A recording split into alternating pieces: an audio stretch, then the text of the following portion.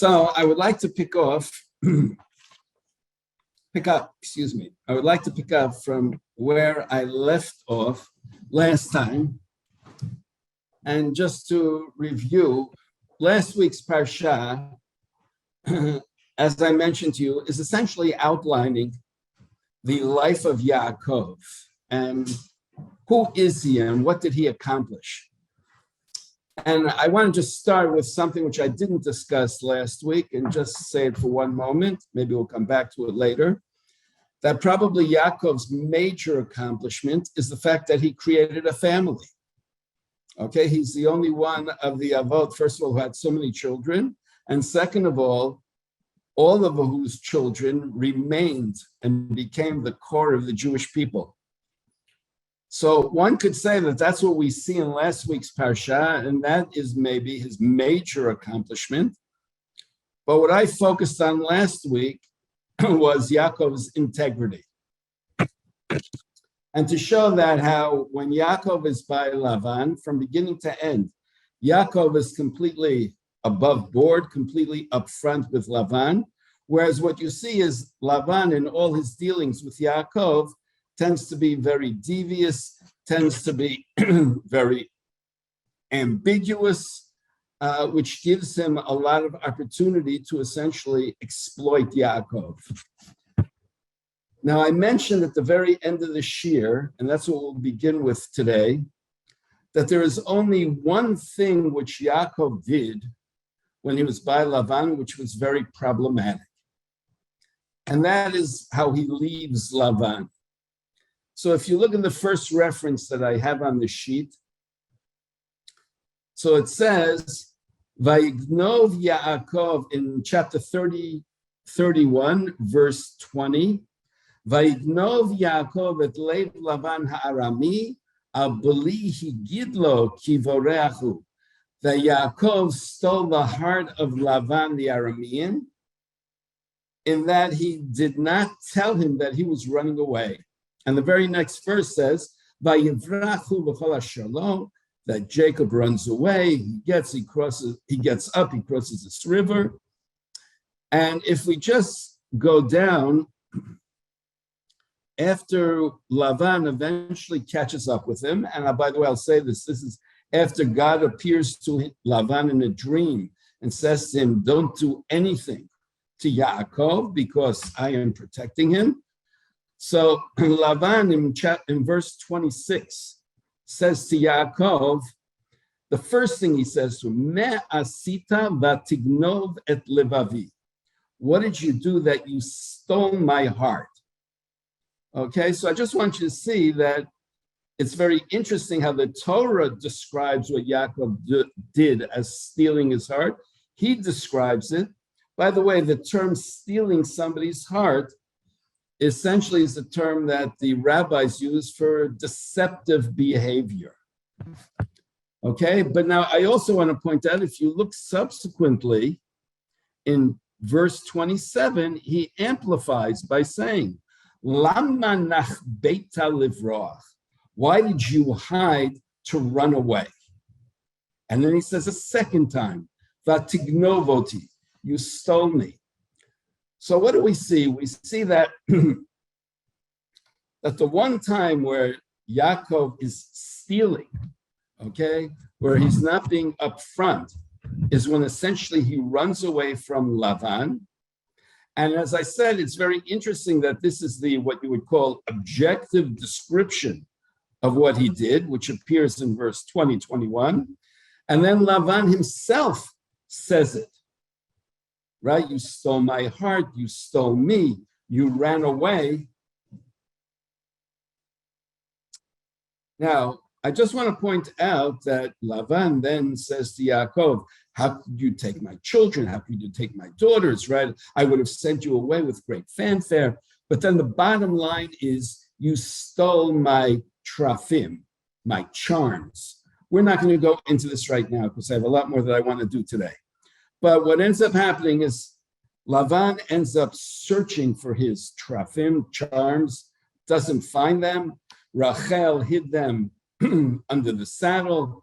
She explains to her father that she cannot get up for him to examine it because She is having the way of women. And then what's important to me is after Lavan essentially does an extensive search, and this is, if you look at verse 36, this is Yaakov's reaction. Vayichar liYaakov vayarev belavan. And Yaakov becomes angry. He starts quarreling with Lavan. And then what follows, is that Yaakov essentially gives an accounting of what's happened over the last 20 years. And essentially what he's saying to Lavan is, for the past 20 years, I have been completely faithful, completely upfront, above board with you. And at every single opportunity that you had, you tried to exploit me, to manipulate me. And the only reason why you didn't succeed is because Hashem essentially was protecting me. And then if you look, after Yaakov has this outburst, and the very last thing, maybe let's just look at this, verse 42, is that Yaakov says, had it not been for God, the God of my fathers, who was looking over me, you would have sent me away empty-handed. And it's God who saw all of the labor of my hand and proved that by appearing to you yesterday in a dream. And then what's Lavan's response, which is fascinating. Verse 43. He says, the daughters are mine, the sons are mine, the sheep are mine, everything which you see, right? Everything that you have is really mine. Okay? And how could you imagine that I would have in any way done harm to them? But then what's important to us is verse 44. Lavan says, Va'ata, and now, okay, that Lecha nichreta vrit ani va'ata, let us make a pact between the two of us, which will then be a memorial, a testimony to our relationship. And that's exactly what happens. They end up making a pact, okay? Yaakov promises that he will not abuse Lavan's daughters, he will not take other wives, which I'm sure he had no problem swearing to. And Lavan presumably recognizes, right, and gives permission for Yaakov to go. Now, what do I want to bring up with this story? That there's a certain moment of truth when Yaakov is pressed against the wall, where Yaakov explodes, but essentially tells Lavan what he should have said and what he could have perhaps said in a more reasonable manner before he ran away. But when pushed against the wall, Yaakov then tells it like it is.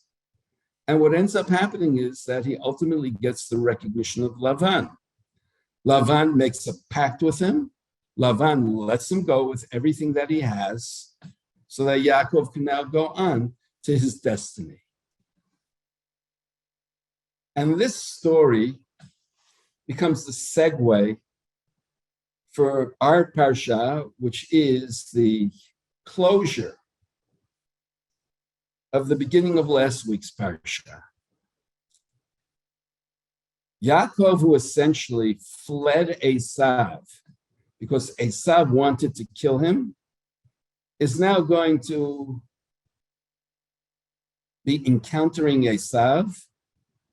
And for the moment, I will use the term, have a reconciliation with Esav. And at least the beginning part of our parsha focuses on this encounter between Yaakov and Esav. And one of the things which I would like, and what I would like to explore today is Yaakov's behavior. Was Yaakov correct in the way he handled Esav, or did Yaakov commit a tragic mistake? And as I said, the previous story of Lavan is a very important segue to this.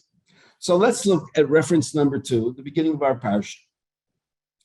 It says, chapter 32, verse 4, Vayishlach Yaakov malachim lefanav, that Yaakov sent messengers before him to Esav, his brother, okay, to the land of Seir, the field of Edom. And Yaakov commands them, saying, thus shall you say to my master, to Esav, thus says your servant Jacob, in Lavan garti, I dwelled with Lavan, and I delayed va'echar ad ata, until now.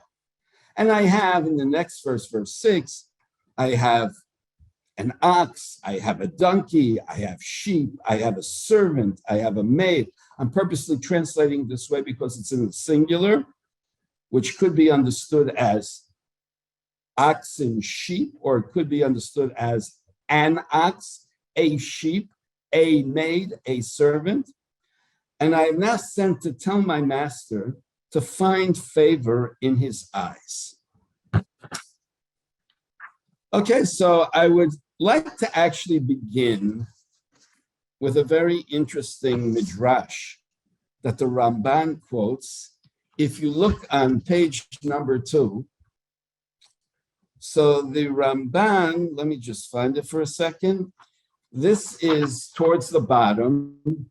If you see what I have in the bold heading in the Ramban, it says, El Esav Achiv Arza Seir. So look 3 lines down.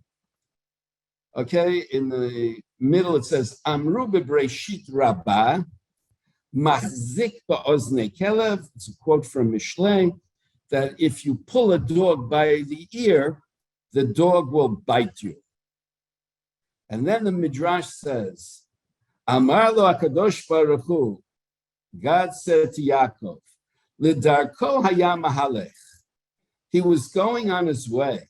V'hayita mishalech etzlo, and you could have sent him away.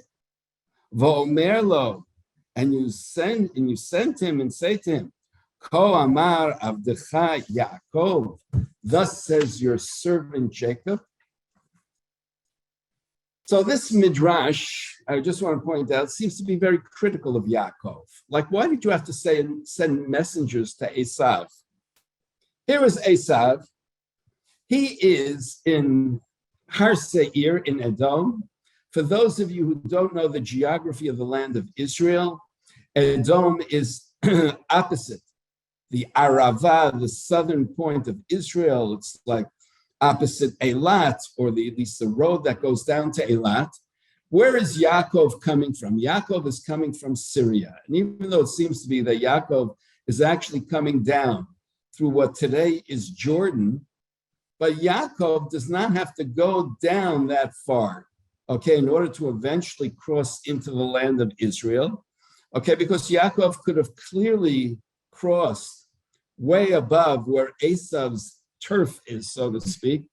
So there really was no need for Yaakov to send messengers to Esav because their paths are not crossing.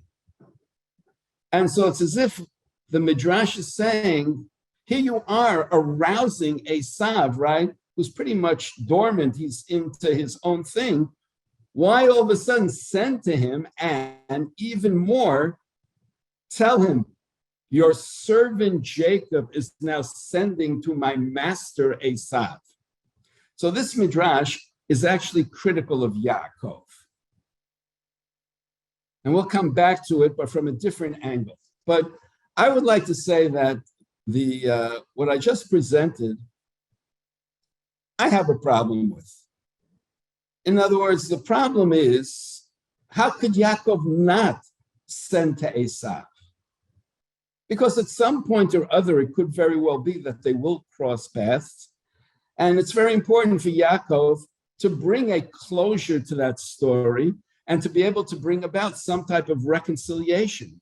So that I would find it extremely difficult to say that Yaakov is wrong in having reached out to Esav. But essentially what we're going to be looking at now for the rest of the shir is the issue perhaps is not should he have reached out to Esav or not. The issue is how. So I would like to begin with an approach which is taken by a number of commentaries. And we'll start, if you look at, excuse me, at page number 2, we'll start with Rashi. Rashi says, if you look when Yaakov says to Esav, Im Lavan Garti, so Rashi says, Lo na'aseti sar v'chashuv elager. He says to Esav, all these years, and we know that Yaakov was away for 20 plus years, all these years that I was by Lavan, I didn't become a significant person. I was a stranger. I was an alien. And then Rashi says, Encha kedai lisno oti. It's not worth it to you to hate me. Al birkot avicha, regarding the blessings of your father. Sheberchani, because he blessed me. Havei gvir la'achecha, become I'll translate this loosely, master, but a man, right, to your brother. Shaharei lo nitkaim bi. Behold, it wasn't fulfilled in me. Which means Rashi is saying, and we'll see this as we continue on, that Yaakov is taking what we would call a conciliatory approach to Esav, trying to diffuse his anger, and in effect saying, here you are angry at me that I stole your blessings, but over the past 20 years, nothing's happened, right? And this whole blessing which you're hating me for was not fulfilled. Here I am, I went away, and I was an alien. I was a nothing. So he's trying to somehow, right, take the wind out of the sails to, in effect, tell Esav, there's no reason for you to hate me. Okay? Which at face value is wonderful because Yaakov is trying to be conciliatory to Esav and trying to somehow diffuse what potentially could be an explosive situation. And then he goes on to say in the next verse, we're continuing with Rashi. Okay, I have an ox, I have a donkey. And then Rashi says, Abba Amarli, my father said to me, you will have from the dew of the heavens and from the fat of the earth. And this is not from the heavens and this is not from the earth. And as I said, we could in fact say, okay, I have an ox, I have a donkey, but it's not like I have unbelievable riches. So again, if I see the pattern over here, I haven't become an established individual, right? An honored individual. I'm not a prince. I'm not a king. I'm not a general. I don't have excessive wealth. What do I have? It's nothing special. And then the last thing is Rashi, and I've sent to inform my master, right, that I'm coming, to find favor in your eyes. And he says that I am now trying to say that I am at peace with you, okay? I seek your love. That's why I'm sending to you. So according to Rashi, right, Yaakov here is being conciliatory. He's trying to minimize what's happened over the past 20 years, as if to say to Esav, you have nothing to be upset about. Here I am. I'm sending to you because I'm looking to bring about a reconciliation. So that Yaakov is taking the approach of trying to somehow, we might say, negotiate. And I would even say to negotiate in a way which is going to be very flattering to Esav. And here I think it's important to add, as we saw a minute ago, that throughout their conversation, Yaakov refers to himself. I am the servant. You are the master.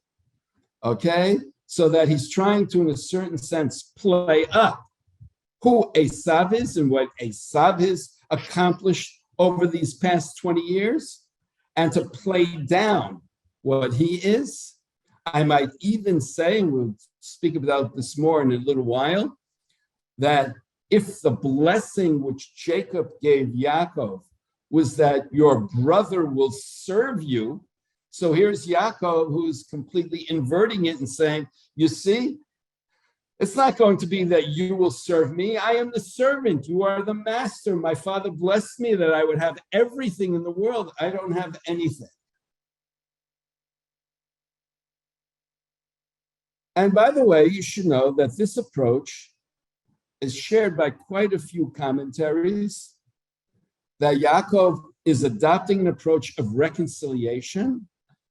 Yaakov was actually correct in taking this approach. And here I want to now point out that if you look at the next reference after Rashi, Breshit Rabbah, so it says the following, a very interesting story. It says, it says,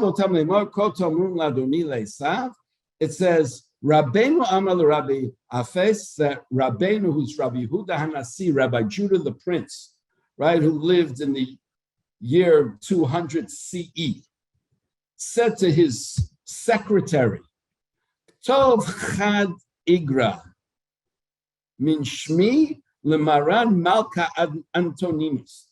I want you to write a letter now in my name to the Emperor Antoninus. According to many scholars, Antoninus might be Marcus Aurelius, and the Midrash, Talmud, talk about a very special relationship which they had, okay? And he is the Roman emperor at the time. So he says, I want you to write a letter in my name. So Khan, his secretary, got up, the Katav, and wrote the following. Min Yehuda Nasiya, from Judah the prince, Lemaran Malka Antoninus, to the revered, right, the master, and King Antoninus, the emperor, let's say. Nasva v'karya v'kare. So Rabbi Yehuda Hanasi took it and he read it, and then he tore it up. Amarle. So then he said to his secretary, Tov, write the following.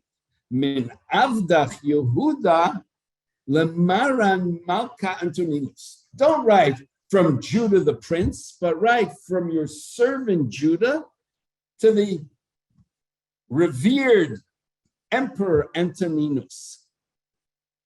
Amarle, so then his secretary said to him, Rabbi, my teacher, my master, mipnei mata ma'ata mivazeh al kvotcha. Why are you degrading yourself? Why are you dishonoring yourself? Amarle, so Rabbi Yehuda Hanasi says, Ma ana tav min save? Am I better than my ancestor, my great-grandfather? And then he says, Lo kach amar, didn't my great-grandfather say, Ko amar avdecha Yaakov, thus says your servant Jacob? So what you see over here in this Midrash, and this is bringing an actual story, that what Yaakov does over here, to call himself the servant before Esav, actually becomes a model to emulate in terms of how the Jewish people should be dealing with the non-Jewish world around them, especially a powerful, perhaps hostile non-Jewish world.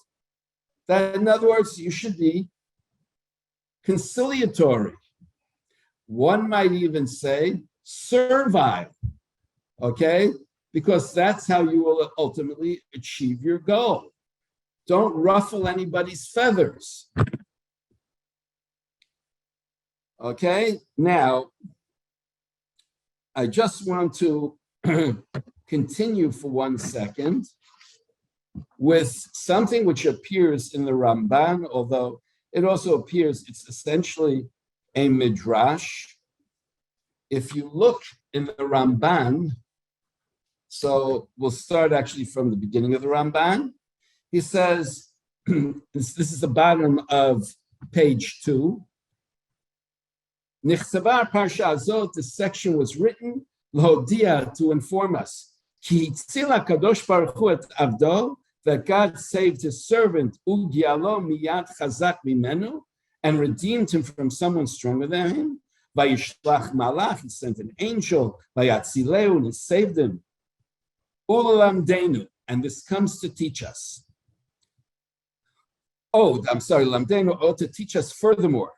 Shehu lo batach b'tzidkato, that he did not rely on his righteousness. V'hishtadel b'hatzalah b'chol yicholto, and he tried to save himself with everything at his disposal. V'yesh ba'od remez l'dorot, and there is a hint to this for future generations. Ki kol asher era la'avinu im Esav achiv, that whatever happened between Yaakov and his brother Esav, ye'era lanu tamid im bnei Esav, will happen to us always with the children of Esav. V'ra'ui lanu, and is appropriate, fitting to us, le'choz b'darko shel tzadik, to grab onto the path of the righteous one. Shenazmin atzmenu, we should prepare ourselves, l'shloshet hadvarim, for the three things, shehizminhu et atzmo, that he prepared himself for, namely, litfilah, for prayer, lidaron, for a gift, ulahatzalah derech milchama, okay, and for saving himself in battle, livroach, to run away, ulehinatzel, to be saved. So the Ramban also agrees with Rashi, and in effect says that Yaakov becomes, as I said, a model to emulate. He brings this midrash, which Rashi also brings in another place, that the midrash says that Yaakov prepared himself in three ways for this encounter with Esav, which you will see in one moment. And the Ramban adds, and this now becomes the model for the future, that whenever the Jewish people encounter the children of Esav, this is how we should act towards them, which would be consistent with what we had a moment ago with Rabbi Yehuda Hanassi. So now let's go back to the first page and see those three things which the Ramban was referring to. So first of all, if we look in reference number 2, reference number 2, chapter 32, verse 8. Okay? You know what, maybe even before I do this, how Yaakov prepared himself, I want to do just one other thing, because it's actually going to be very important for this as well. Yaakov sends messengers to Esav, and as we said, right, based on Rashi, in a very conciliatory tone, right? I want to make peace with you. You have nothing to be upset about. The blessings were in no way fulfilled. I am the servant, you are the master. What is Esav's response? Esav's response is, let's look at verse 7, okay, chapter 32, 7, in reference to, Vayashuvu ha-malachim li-Yaakov lemor, and the messengers come back to Yaakov saying, Banu el achicha el Esav, we came to your brother to Esav, v'gam holech likratcha, and he also is coming towards you, v'arba meot ish imo, okay, and there are 400 men with him. And if we go to page 2, to Rashi, right, on verse 7, so Rashi says, Banu el achicha el Esav, shahayita omer, you said, achihu, he's my brother, aval hu noheg imcha, but he behaves towards you, ke'esav harasha, as Esav the evil one. And then Rashi says, excuse me one second, I lost my place, vodenu b'sinato, and he still hates you, which means that according to Rashi, Esav's response is an expression of his hatred. You reached out to him, right, as a brother, and he is responding as the one who hates you, the evil one. Okay? And if you look at the Radak, right, which is down the page, just before the Ramban. The Radak says, El achicha lesav, so he says a similar thing. Amru Esav achrei shamru achicha, why do they say to your brother to Esav, right? It seems to be unnecessary. Why mention Esav after saying to your brother? Obviously, your brother is Esav. Klomar, that's to say, Adainu Esav, he is still Esav, right? Kamo shahaya, as he was besinato, in his hatred of you.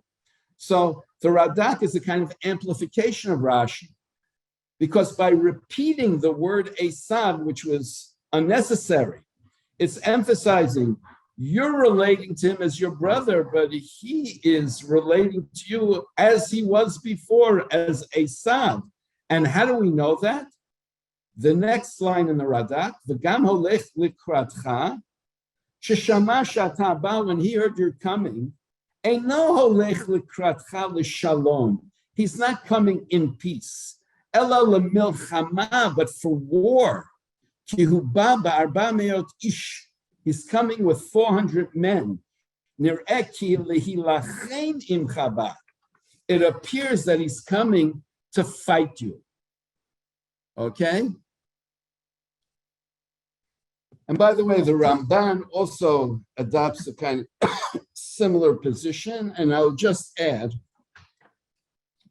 that in the Tanakh, right, whenever you tell me someone's coming with X number of men, very often that's an army.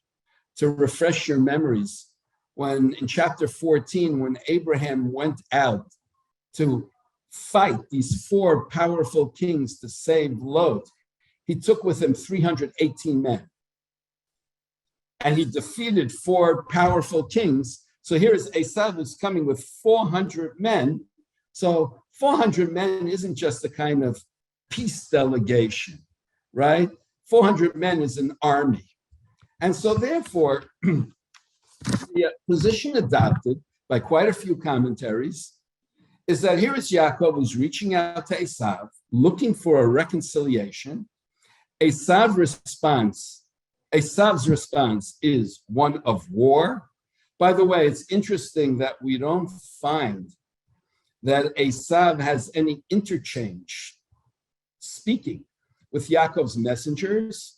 And so that's the question. Is it that they actually came to Esav and we're not recording what Esav said, because Esav simply, how do we know what his response is? Well, look at the 400 men who are coming out, right? This is an army.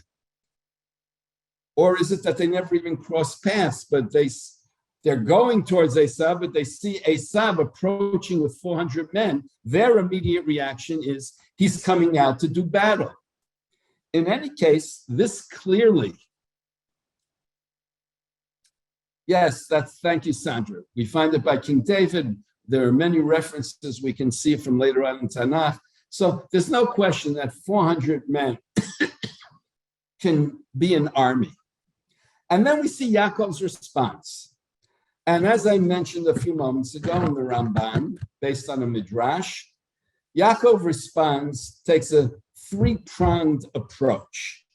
So let's look at verse 8. Reference number 2 on the first page, chapter 32, verse 8. Vayira Yaakov ma'od, and Yaakov is very afraid. Vayetzer lo, and Yaakov is distressed. I'll point out parenthetically that Yaakov's reaction is that he feels war is imminent. He's afraid of the possibility of being killed. Rashi adds on the next page, right? He's afraid of having to kill. It's not just that he's afraid of being killed, but he doesn't want to kill.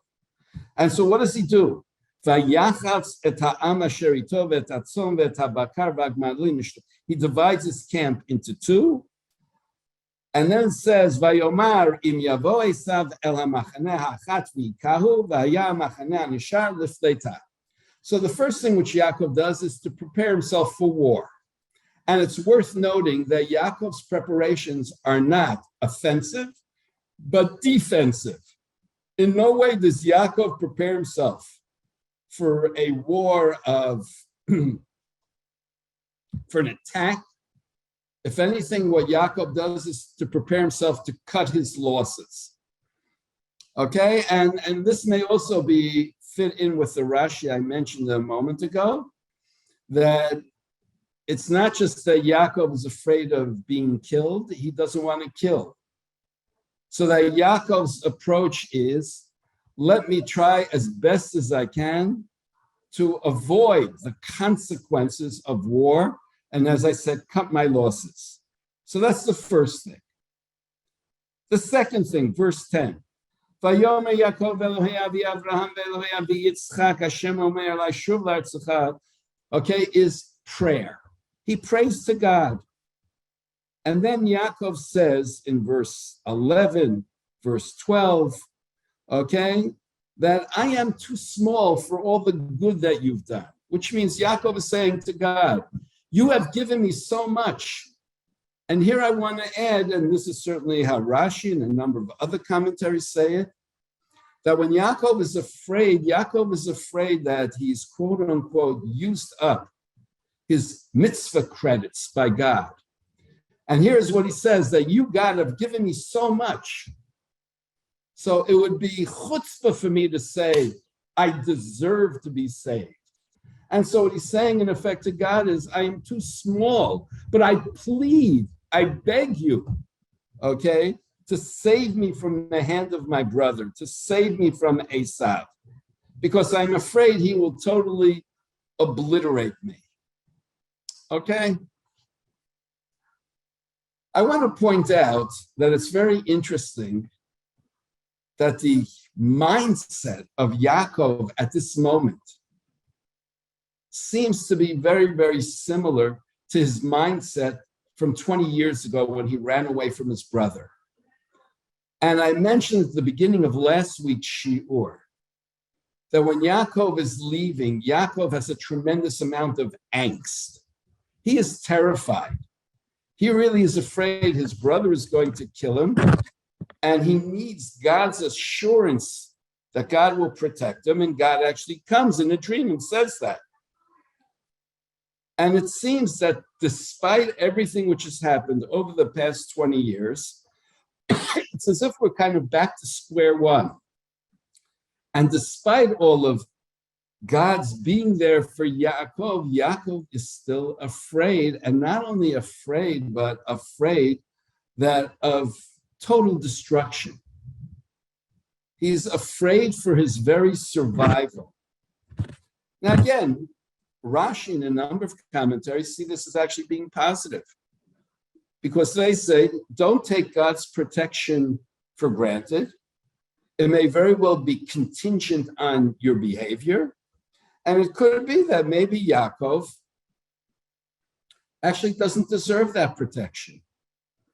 In fact, there's one commentary, I'm slipping my mind now, actually says that maybe Yaakov is actually concerned that he was wrong in making a pact with Lavan at the end, what we started with today, at the end of last week's Parsha. Maybe he shouldn't have made a pact with Lavan.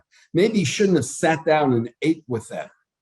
And maybe God will now cash in, punish him for what he did. So in any event, here is Yaakov, who, first of all, prepares himself for war. As I said, defensive war, cut his losses. Second thing, praise to God. Essentially, he's praying to God, begging God, not demanding, begging that God should somehow save him from absolute destruction. And then the third thing, and we're not going to go into all the details of this, although I do want to mention it, is verse 14, where Yaakov, then it says, Yaakov now lodges that night, and Vayikach min haba v'yado mincha le'esav achiv. And then he now brings up a present, which he is sending to Esav. That's the third thing, hoping that this will be a kind of tribute / ransom / bribe that Esav will now take, and that will be what will save Yaakov. And we won't go into all the details, but if you look at it, it's very interesting how he did it.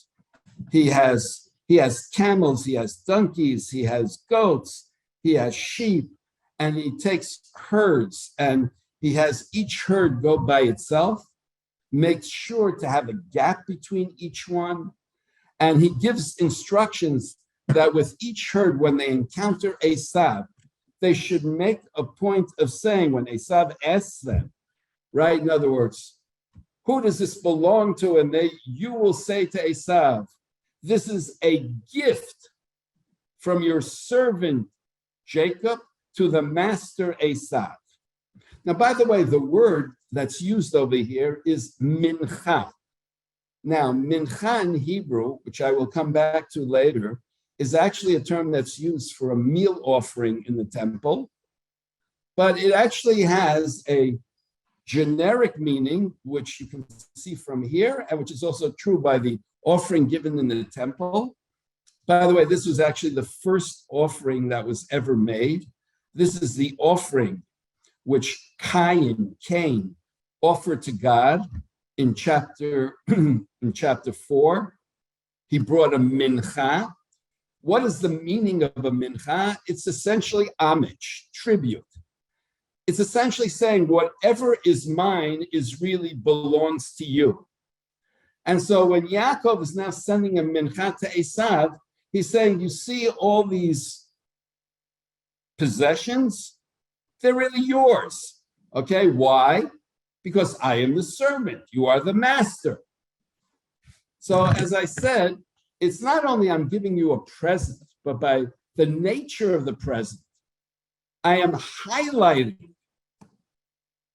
I am the servant, you are the master. So if I just sum up what we just had, essentially we have one approach that's taken by quite a few commentaries who say that Yaakov in this meeting with Esav is trying to do everything to diffuse Esav's anger, his enmity, to play up the fact that he has not benefited from the blessing, and to highlight the point to Esav. I am the servant, you are the master. Here, take everything. And as a result of that, okay, we'll live in peace together. And the question is this really the right approach? Now, I want to just say parenthetically, now that when I was in America, so I visited a cousin of mine who said to me, you know what, you got to see this great TV series called The Last Kingdom. So he got me hooked a little bit. I saw the first episode, and then I started looking at other ones, okay, to spend my time. And it's fascinating because it's describing, based on, historical precedent, the formation of England with King Alfred, King Edward, and the battle that was going on between the Saxons and between the Danes. And the Danes are these pagans, the Saxons are these God-fearing Christians.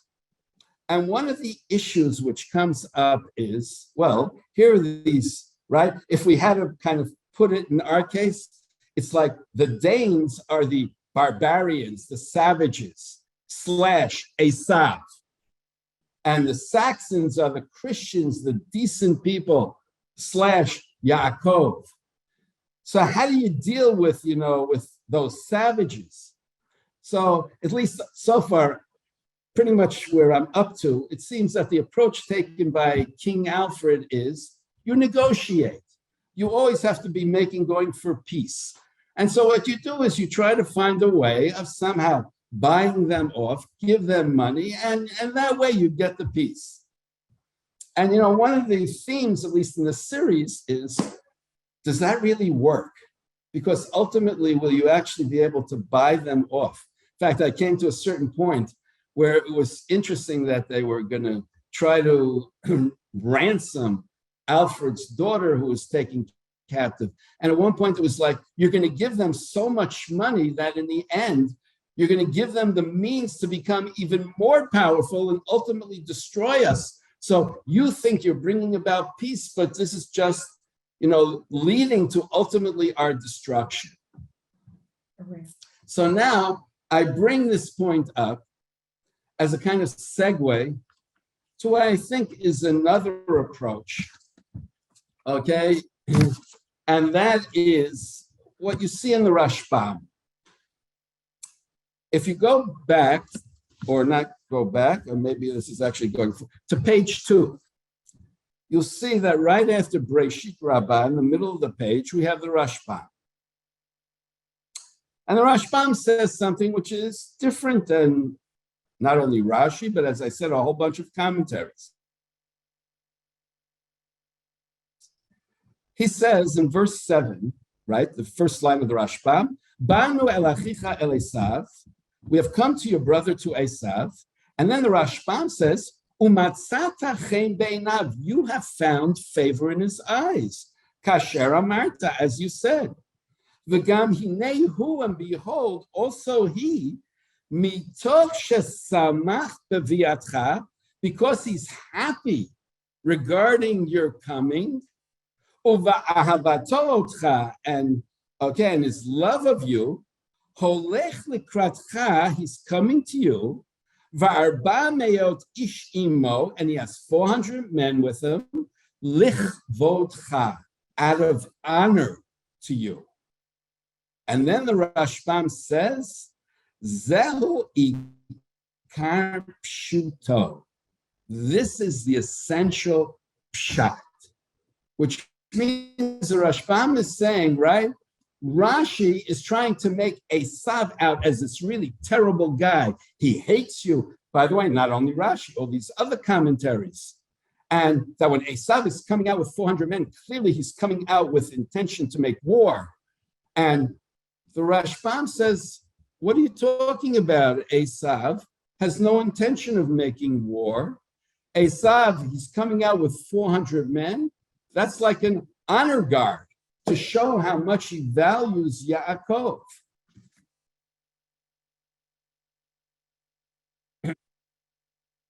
And if you look at the next verse, right, in the Rashbam, continue the next one in the Rashbam, Vayira Yaakov, Yaakov is afraid, bilibo in his heart, Sha'afal pi, that even though, Shehera l'shluchim, that he showed the messengers, ki lichvodo mitkaven, that his intention is to honor Yaakov, hu lo ha'amin, he didn't believe it. Shemachshevet Esav letova, he didn't believe that Esav's intent was for good, ela l'ra'ah, but for evil. Which means that the Rashbam is saying that Esav really had good intentions. Yaakov doesn't trust him.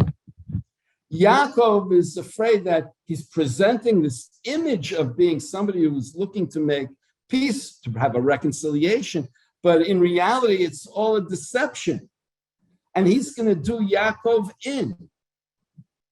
So it really raises a very interesting question. So how do we look at what's going on over here? Is Esav, in fact, intending to kill Yaakov over here and to go to battle, total obliteration? Or is Esav, has he changed? Is Esav actually now coming out looking to make a reconciliation with Yaakov? The Rashbam clearly feels that Esav is intent on making a reconciliation. But Yaakov doesn't see it that way. And so what I'd like to do now is to then go to what follows in the story. And to look at, this is the bottom of page 1, a story that everybody's familiar with, and to see how maybe that can shed light. So at the bottom of page 1, after Yaakov has sent his tribute to Esav, it seems that Yaakov cannot sleep. He's having a very hard time. He is really anxious. And if you look at the very bottom, chapter 32, verse 23, it says, Vayakom balaylahu. Jacob gets up in the middle of the night, and he takes his 2 wives and the 2 maids and all of his 11 children, and he crosses a certain passage, He has them cross to the other side of the river. And then we have verse 25. Vayivater Yaakov levado. And then Jacob is left alone. Vaye'avek ish imo at alot hashachar. And then all of a sudden, a man struggles with him until the morning. Vayar. And Jacob then sees, the man sees, it's ambiguous, Kilo yacholo, that he cannot, right, overpower Jacob. Vayiga b'chaf yirecho, so he touches the palm of his thigh. Vatekakaf yerech Yaakov b'he'av koimo, and then his thigh becomes dislodged. And then this man says, Vayomer shachin, send me, ki ala shachar, because the morning, the right dawn has risen. And Jacob says, I won't send you, ki im beirachtani, unless you bless me. And then he says to him the following, Vayomer elav ma shemecha, what's your name? Vayomer Yaakov, it's Jacob.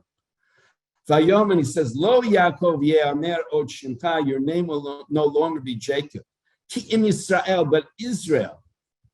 Hisarita im Elohim v'im anashim vatuchal. Because you have struggled. The word sarita seems to be related to the word sar, to be a prince. You have princed with God and with people. Vatuchal, and you have overcome. So now this story, everybody's familiar with it. And the question is, what's the point? Who is this mysterious man? Rashi quotes a midrash, I didn't bring it, who says this is the guardian angel of Esav. And there are quite a few commentaries who actually say that yes, this is an angel, without necessarily saying the guardian angel of Esav. But I want to take Rashi, who says it's the guardian angel of Esav. And what does that mean? This is not just any man. It's an angel sent by God. What's the purpose of this? This is what you might call a promo for Jacob's encounter with Esav. And he's attacked, but he struggles. He continues to struggle. Even after he's wounded, he continues to fight until ultimately he triumphs. And when finally this man says to him, I got to go. And he says, no, I won't let you go until you bless me. And what's the blessing? You're not Jacob. You are Israel. And I want to start with this. We'll go backwards. What's the difference between Jacob and Israel? Well, as we know, Jacob is the one who comes from behind. Jacob's the one who pulls you by the heel. Jacob is the one, as Esav said 2 weeks ago, is that why you called his name Jacob? Because he has been the one who's found my Achilles heel, who has exploited, manipulated me, who's deceptive. That's Jacob, the one who's always looking for maybe the weak spot, how to trip you up. What's Israel?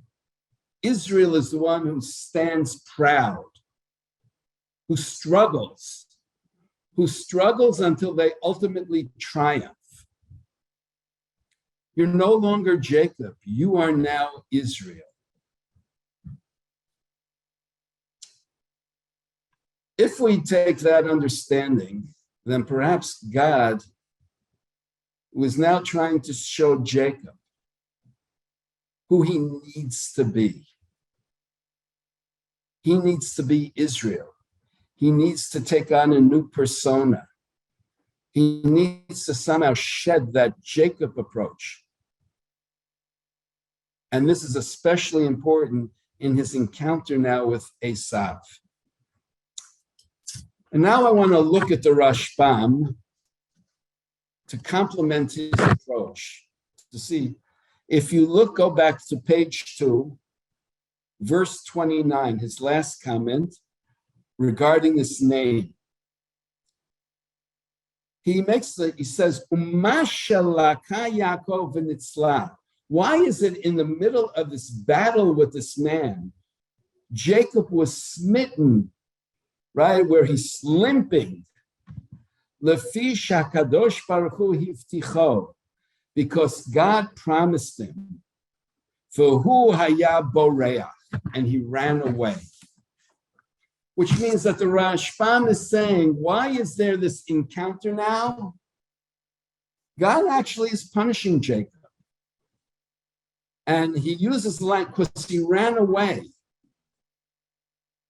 And now I want to say, perhaps God is punishing him now for the fact that he ran away from Lavan. He stole Lavan's heart. That Jacob, when the time came and God said to him, go back to the land of Israel, right? In last week's Parsha.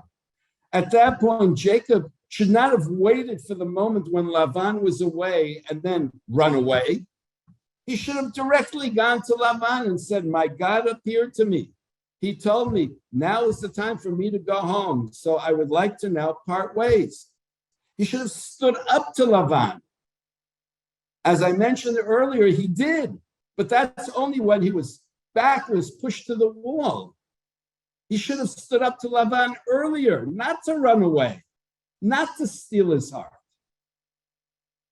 And maybe from that incident, he should have learned that when he's now coming to meet his brother, he also should not be running away, because that's in effect what he's doing. Because he is now trying to somehow deflect Esav by being very servile to him. And here perhaps I want to insert, remember we had the question of whether Esav coming with 400 men, is that for military purposes or is it for peaceful purposes? And the Rashbam says it's for peaceful purposes. But Jacob thinks that Esav is being manipulative, and he interprets it that he's eventually going to try to attack him. Well, now let's flip it on its head. When Yaakov now says to Esav, I am the servant and you are the master, does Yaakov really believe that? Or is Yaakov simply being manipulative, paying lip service to something which in no way does he really believe? When Yaakov says to Esav, oh, I really was not somebody important over there. I was just an alien. Oh, I really didn't accumulate any wealth. But we know from last week's Parsha, he became an exceptionally wealthy person. We know from what I began the shir with, that he eventually makes a pact with Lavan. Lavan lets him go, which means that there's a recognition of who he is. So who's really being ingenuous over here? And now I want to look, but before I look at the actual encounter, so I want to just point out, according to the Rashbam, this encounter with the man should have, in effect, been a lesson to Yaakov, who he needs to be. And I'll just say parenthetically that another interpretation, which I like very much, is the man that Yaakov is encountering is himself. And it's an internal struggle. Who is he really? How will he really now face his brother? Will he face him as Yaakov or as Yisrael? Will he try to be deceptive, manipulative, or will he be able to stand up, face him as equal? So let's now look at the actual encounter. On the third page, reference number 3, and again, I beg your permission. I realize my time is up. A few more minutes and we'll finish. When Yaakov meets Esav, so Yaakov splits up his family, each of his wives with their children, they bow down to Esav. Okay, and then subsequently, but he is the first one to bow down. If you look at reference 3, chapter 33, verse 3, V'hu avar lefneihem, he goes before them. Vayishtachu arza, sheva pa'amim.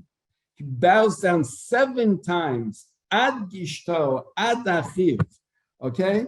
Now you have to realize, bowing down 7 times, right, until he comes, he is playing the role of a servant to a master. I mentioned to you the last kingdom. At one point, the Danes say to, the Ethelred, this Lord of Mercia, kneel.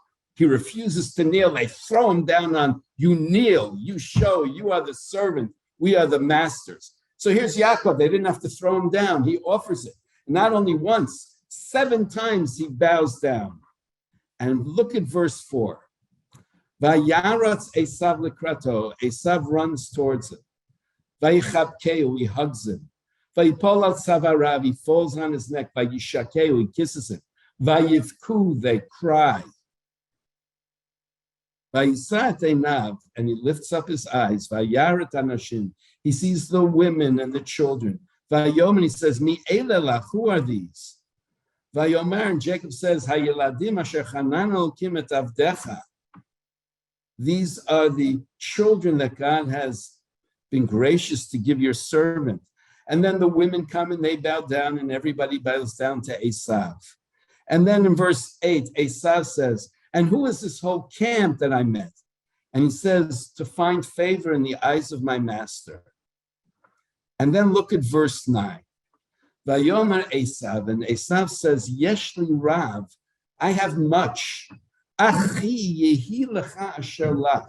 My brother, take what is yours. So what I want you to see over here is, from beginning to end, Yaakov says, I am the servant, you are the master. And Esav runs to him, he hugs him, he cries. Now it's true, Lavan also ran to Yaakov, and last week I said that wasn't necessarily too favorable. And one could also say over here, was it genuine? Was it not genuine? Well, I think I'd like to take the approach of the Rashban, that yes, Esav was genuine. And why? Because in this verse 9,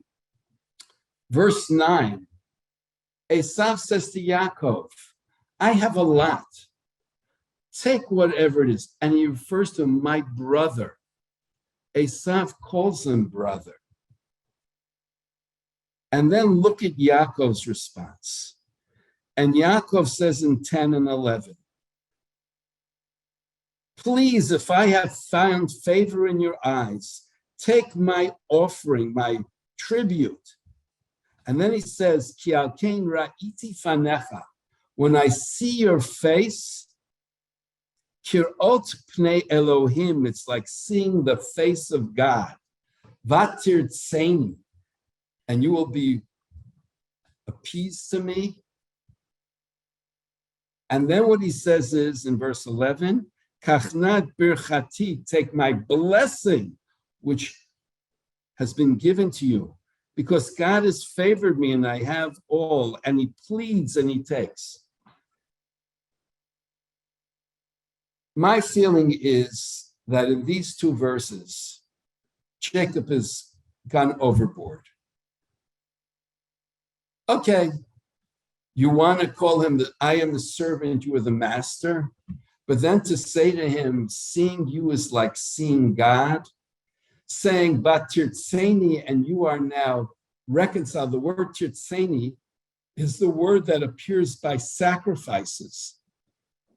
So it's not coincidental. He's using language which should be exclusive to God. Even the word mincha appears later very often as a sacrifice. It's as if it's not only Esav is the master, he's become godlike. But probably the most significant thing is he says, take the blessing. Jacob, who fought so hard to get the blessing, is now handing it to Esav on a silver platter.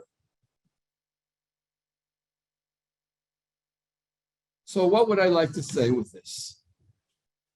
I think that this meeting between Yaakov and Esav was a lost opportunity.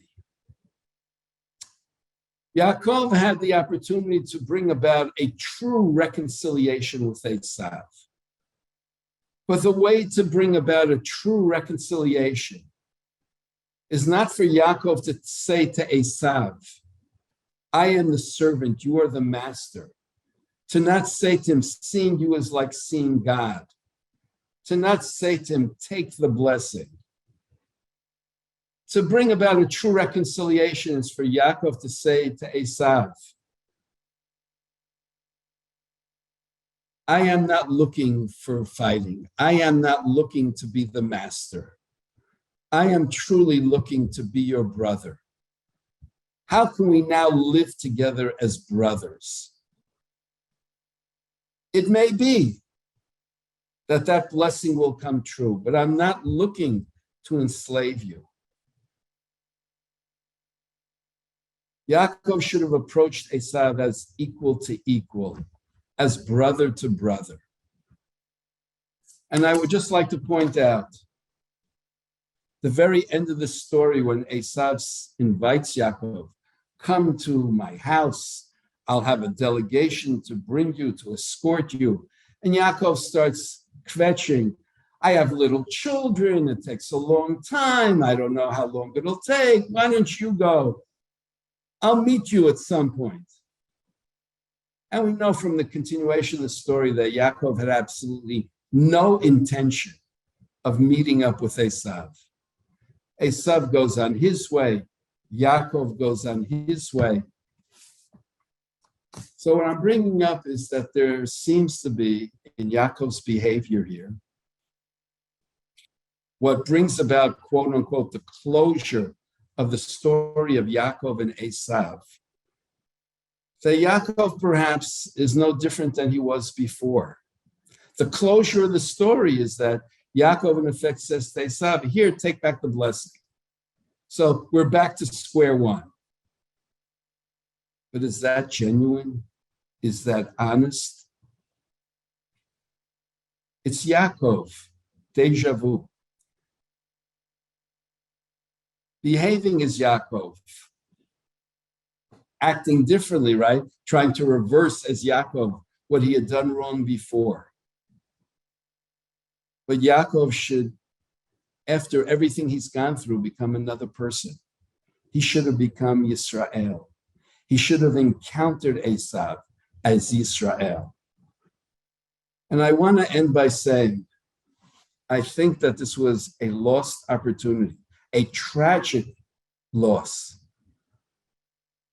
Because had Yaakov encountered Esav as Yisrael, had there been a true reconciliation, then perhaps Esav would have remained part of the Jewish people.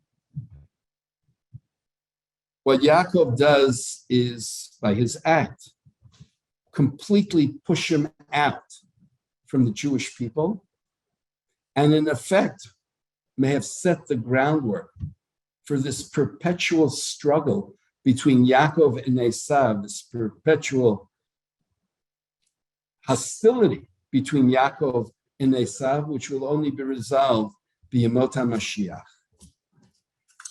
And if you still bear with me for one more minute, there's actually a commentary by Rav Samson Raphael Hirsch that,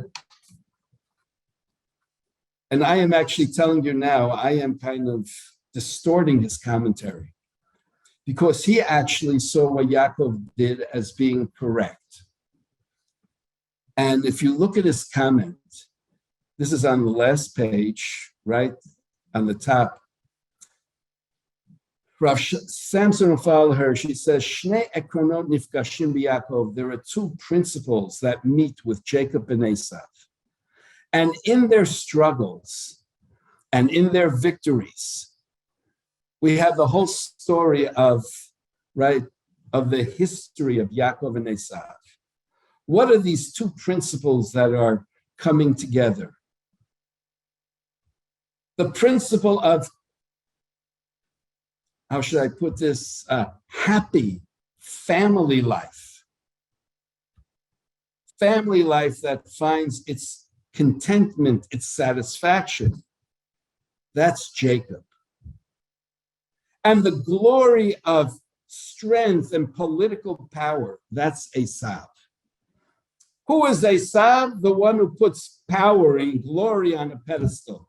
Who is Yaakov? The one who puts the glory of the family on a pedestal. Those are two conflicting, positions, worldviews, which will always be in conflict.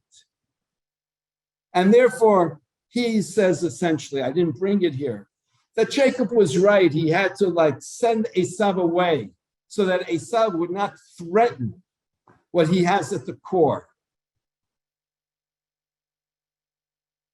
My disagreement with Rabbi Hirsch is, and I assume that he also, somebody who lived during the time of the rise of nationalism, and ultimately, the total, how should I put it, embodiment of the worst of nationalism in Nazi Germany, was very, very wary of political power. But why do the two have to be mutually exclusive? Why can't the two be complementary? Why can't it be that, yes, we have the family, but we also have, we need to have a political establishment, because that's the way the world works. And sometimes we need to have battles, because that's the, and I don't need to put power on a pedestal, but at the same time, power can be incorporated within a framework to secure the values that the other side, the family, represents. And in fact, this is what happened later on with the Jewish people. On the one hand, I have the tribe of Levi, who are completely dedicated to the service in the temple. But I have the rest of the population who eventually have to go to war to conquer the land of Israel. All of them are part of the Jewish people, which means that there could have been a place for Esav. But Yaakov saw these as two diametrically opposed positions rather than two potentially complementary positions. There are times when one needs to fight, and you need to have the people who can do it. As you can see in the series, The Last Kingdom, even pagan warriors can actually be good people.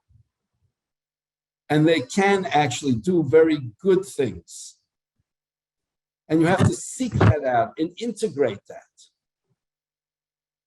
And this was Yaakov's failure. So I will end on that note and say that maybe we have to be able to see these two personalities, as having had an opportunity to come together, a lost opportunity.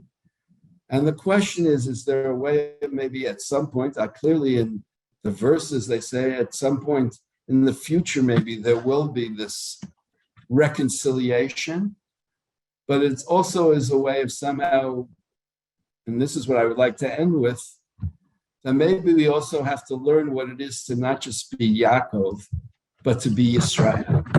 Shabbat Shalom, everyone. And next week in Jerusalem. or from Jerusalem. Thank you. Thank Tova. you. Thank you. Thank you, Rabbi. Thanks. Yeah. Rabbi, it's Sandra. Can I ask a question? Oh, he's off. Okay. Next time.